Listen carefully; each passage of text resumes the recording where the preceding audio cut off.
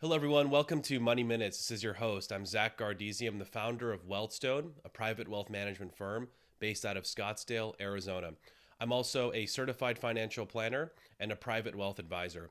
So here on Money Minutes, I'd like to share with you some of the latest market headlines and my outlook for what's ahead. So for this week's episode, I'll talk about the latest CPI update and an important earnings report from Broadcom, which their ticker symbol is AVGO. So let's get right into it.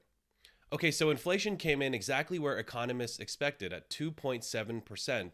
Now, this is good news. Although inflation has ticked up a little bit higher, it's good news in the sense that it's where economists expected inflation to be. Now, as looking at the CME Fed Watch tool, which helps predict where the next Federal Reserve interest rate decision will go, whether it's a raise or a cut in interest rates, there is over a 95% chance that the Federal Reserve will actually cut interest rates on December the 18th. So this is great news. It shows us that although inflation did tick up a little bit, it's still expected for the Fed to cut interest rates. Now, it'll be very important to figure out what Chairman Powell is going to say on December 18th and how that will affect the market. My guess is that he'll have a negative outlook based on the higher inflation readings that we've had lately, and this may create a negative sentiment for the market for at least the short term. Hopefully, the inflation uptick that we've seen is temporary, and we start to see it actually start to normalize and come back down before potentially more drastic measures or commentary is brought by the Federal Reserve. So Broadcom reported earnings yesterday after hours.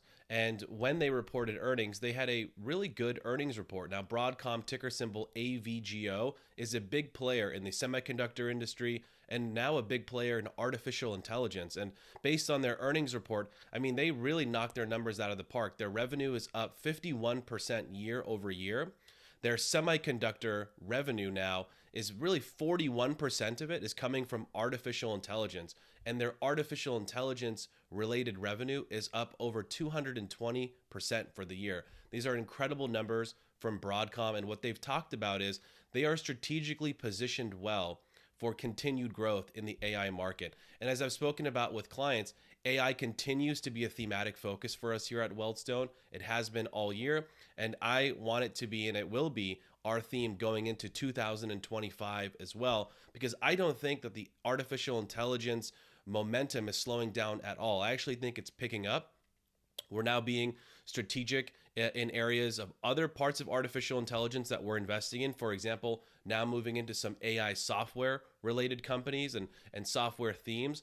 I'll give a quick shout out to a company, Axon, with one of their products, which is called Draft One. It's an incredible product where basically what they do is through body camera footage, they have artificial intelligence that can analyze this footage and then create police reports based off of this.